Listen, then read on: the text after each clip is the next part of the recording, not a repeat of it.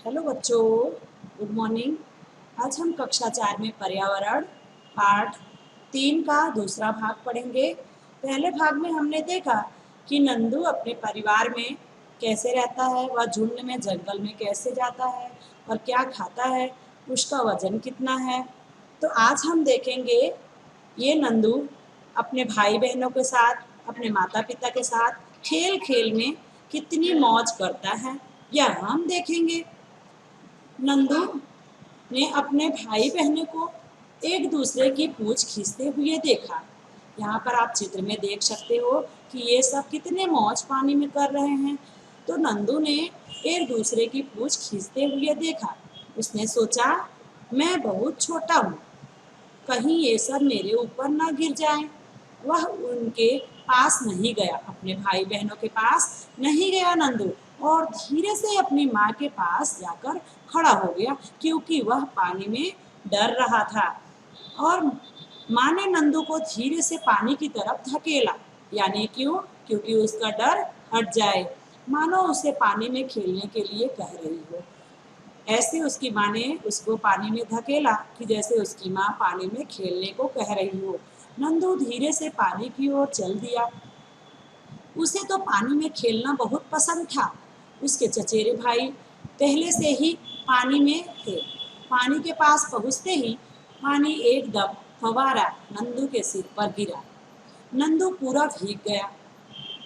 उसने देखा यह उसके शरारती चचेरे भाइयों की शरारत थी।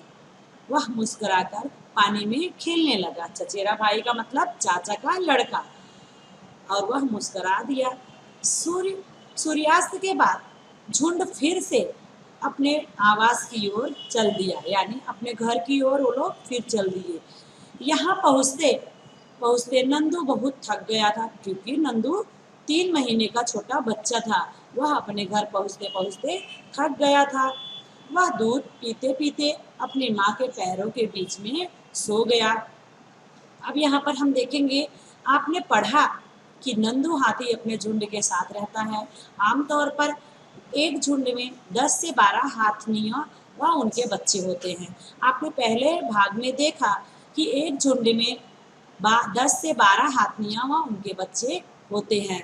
झुंड के सबसे बुजुर्ग हाथनी ही उसके पूरे झुंड की नेता होती है, यानी जो सबसे बुजुर्ग हाथनी होती है वही मेन मुखिया होता है उस झुंड का। और हाथी 14-15 साल तक की ही झुंड में रहते हैं, फिर वे झुंड छोड़ देते हैं। वे 14-15 साल तक ही झुंड में रहते हैं, इसके बाद सब अलग अलग रहने लगते हैं और अकेले रहते हैं। नंदू भी जब 14-15 साल का हो जाएगा तो अपना झुंड छोड़ देगा। हाथियों की तरह ही और कुछ जानवर समूह में साथ साथ रहते हैं। तो बच्चों, आपने देखा होगा कि कई सारे जानवर समूह में रहते हैं। जानवरों के ऐसे समूह को झुंड कहते हैं, जो झुंड में यानी साथ साथ निकलते हैं, झुंड बनाकर निकलते हैं, उन्हें ही झुंड कहते हैं। झुंड में रहने वाले जानवर मिलजुल कर सभी काम करते हैं, जैसे खाने की तलाश में घूमना, खेलना और नहाना। नंदू अगर आप नंदू होते एवं झुंड में रहते तो क्या क्या करते। तो बच्चों, यदि हम नंदू होते, जैसे मैं अपनी बात बताऊं तो अगर मैं नंदू होती तो झुंड में रहती तो बहुत मज़े और आनंद लेती और झुंड में साथ साथ रहती, सभी काम करती, घूमती, खेलती, नहाती, खाने की तलाश में जंगल में घूमती। जैसे नंदू अपने परिवार के साथ जंगल में खाने की तलाश में गया था और पानी में नहाया था, इसी तरह हम भी करते। हाथियों के झुंड में सभी फैसले सबसे बुजुर्ग हाथिनी लेती है। आपके परिवार में घर के फैसले कौन लेता है। तो बच्चों, आपको अपने घर का लिखना है। जैसे मैं मेरे घर का बताती हूँ, जैसे हमारे घर के परिवार के फैसले हमारे घर की दादा दादी और हमारे बड़े माता पिता लेते हैं, इसी तरह आप भी अपने घर के परिवार के बारे में लिखना है। तीसरा है, नंदू वह सब करता जो उसे पसंद है। यदि आपको अपने मित्रों के साथ एक दिन पूरा दिन बिताने के लिए मिले तो आप क्या क्या करोगे। जैसे नंदू ने पूरे दिन क्या क्या अपने भाई बहनों और परिवारजनों के साथ किया, तो आप क्या करते। जैसे मैं अपनी बात बताऊंगी, तो यदि हमें अपने मित्रों के साथ हमें पूरा दिन बिताने के लिए मिले तो हमें बहुत आनंद मिलेगा और हम नाचेंगे, गाएंगे, खेत में जाकर हरे भरे सुनहरे पेड़ पौधे देखेंगे और खेत में घूमना, मस्ती करना, सभी मित्रों के साथ बाजार जाकर आइसक्रीम, पानी पूरी खाकर खूब मज़े करूँगी। तो बच्चों आप क्या करोगे, यह आपको लिखना है यहाँ पर। पता करके लिखिए कौन कौन से जानवर झुंड या समूह में रहते हैं। तो बच्चों आपको पता करना है कौन कौन से जानवर समूह या झुंड में रहते हैं। जैसे चींटी, मधुमक्खी, जंगली भैंस और भैंसा और जंगली भेड़िया, भेड़ बकरी और हिरन, जेब्रा, बंदर और राजहंस।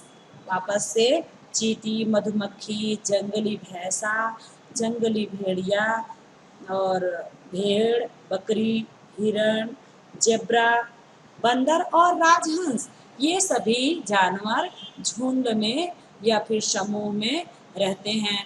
आगे हम देखेंगे, क्या आप भी समूह में रहते हैं। आपको समूह में रहना कैसा लगता है। आपके अनुसार समूह में रहने के फायदे और नुकसान क्या क्या हो सकते हैं। जैसे मुझे क्यों पसंद है झुंड में रहना। जैसे हमारे परिवार में दादा दादी, बड़े पापा, बड़ी मम्मी, बुआ, चाचा के साथ क्यों रहना पसंद है, ये हम देखेंगे। जैसे समूह में रहना, संयुक्त परिवार में रहना हमें क्यों पसंद है। समूह में रहने में सुरक्षा मिलती है। यदि हम झुंड में रहते हैं तो हमें कोई अलग नहीं कर सकता है, हमारे ऊपर कोई विपत्ति आए तो हमें कोई हटा नहीं सकता है। दूसरा है, यहाँ पर झुंड में रहने से एक दूसरे की मदद मिलती है। झुंड में रहने से एक दूसरे की मदद मिलती है। बच्चों को संयुक्त परिवार में रहने से प्रेम मिलता है। जैसे दादा दादी यदि परिवार में हैं तो उसमें बच्चों को बहुत प्रेम मिलता है।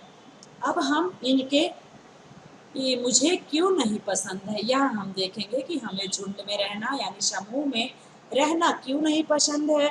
समूह में रहने से मनमुटाव होने की संभावना रहती है और समूह में रहने से समय की बर्बादी होती है। जैसे समय यदि हम बिता रहे हैं तो फिर उसमें, जैसे हमारे साथ ज़्यादा परिवार है तो उसमें हमें ज़्यादा काम करने हैं, उससे हमारे समय की बर्बादी होती है। और जो काम करने वाले काम का बोझ बढ़ जाता है। जैसे कोई इंसान काम कर रहा हो तो उसका बोझ बढ़ जाता है, उसका लोड ज़्यादा हो जाता है और स्वतंत्रता से हम जी नहीं पाते हैं। यदि हम झुंड में रहते हैं तो हमें पसंद नहीं है, इसलिए कि हमें स्वतंत्रता नहीं मिल पाती, हम अपने हिसाब से नहीं जी पाते हैं और बच्चों को अच्छी शिक्षा नहीं मिल पाती है, हम नहीं दे सकते हैं। आगे हम देखेंगे, आपने अन्य किन किन जानवरों की सवारी की है, उनके नाम लिखिए। हमने टांगे पर और घोड़े से चलता हुआ सवारी हमने की है। जैसे घोड़ा टांगा खींच रहा है, ऐसी हमने सवारी की है। तो बच्चों आपने किसकी सवारी की है। जैसे हाथी, घोड़ा या फिर गाय, भैंस, इन सब की आपने भी सवारी की होगी। तो आपको यहाँ पर ऐसे इस प्रकार लिखने हैं। अगर आपको हाथी पर बैठाया जाए तो आपको कैसा लगेगा। हाँ, अगर मुझे हाथी पर बैठाया जाए तो मुझे बहुत मज़ा आएगा, क्योंकि मैं ऊपर और सब नीचे, क्योंकि सब नीचे छोटे दिखेंगे और मैं ऊपर बड़ी दिखूंगी। आगे है, आपने अपने आसपास कई जानवरों को देखा होगा, किताबों या फिर टेलीविज़न में अकेले या झुंड में देखा होगा। उनमें से किसी एक जानवर के बारे में पता करके कुछ बातें लिखिए। हाँ, हमने ऊँट के बारे में सुना है और देखा भी है। ऊँट को हमने अच्छी तरह देखा है। ऊँट देखने में बड़ा होता है, उनकी गर्दन लंबी होती है उनके पीठ पर कुबड़ होता है। उनके तलवे गद्देदार होते हैं, जिससे वह रेती में आसानी से दौड़ सकते हैं, चल सकते हैं। एक साथ वह कई लीटर पानी पी जाता है।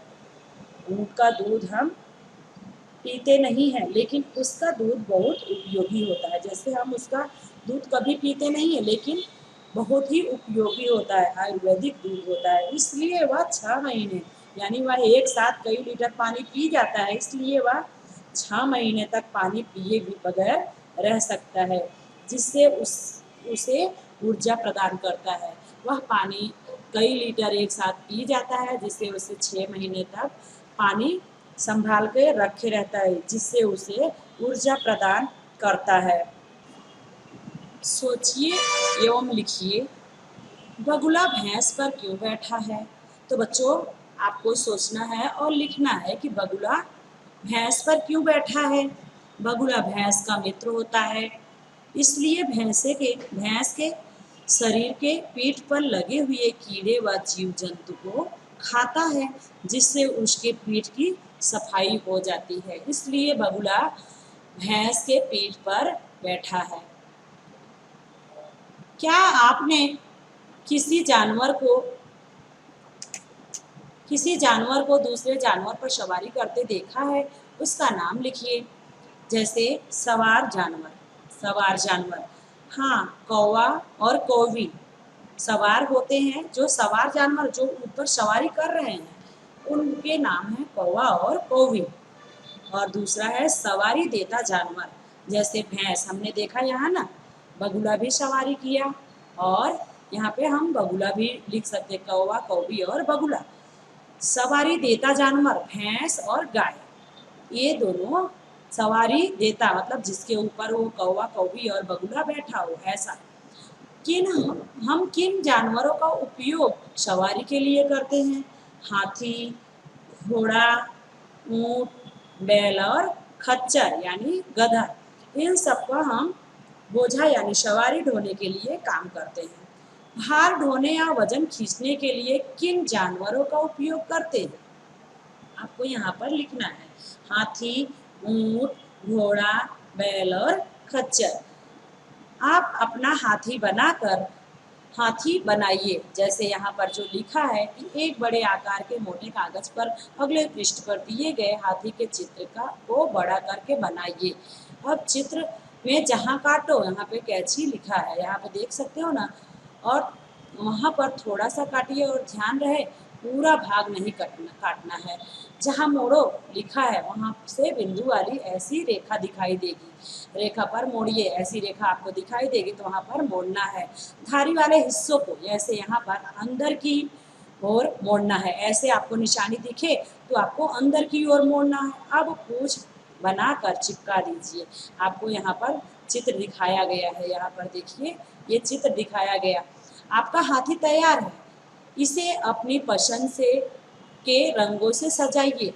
बनाए गए कागज के हाथियों का कक्षा में प्रदर्शन कीजिए। तो बच्चों, आपको यहाँ पर जो चित्र दिखाया गया, जहाँ पर मोड़िए मोड़िए लिखा गया है, वहाँ पर मोड़कर और यहाँ कैंची का लाल निशान जो दिया गया, यहाँ पर आपको कैंची से काट के यहाँ पर अंदर की तरफ मोड़ना है। तो बच्चों, आपका हाथी तैयार हो जाएगा। तो ठीक है, हम अगली वीडियो में फिर मिलेंगे। तब तक के लिए धन्यवाद।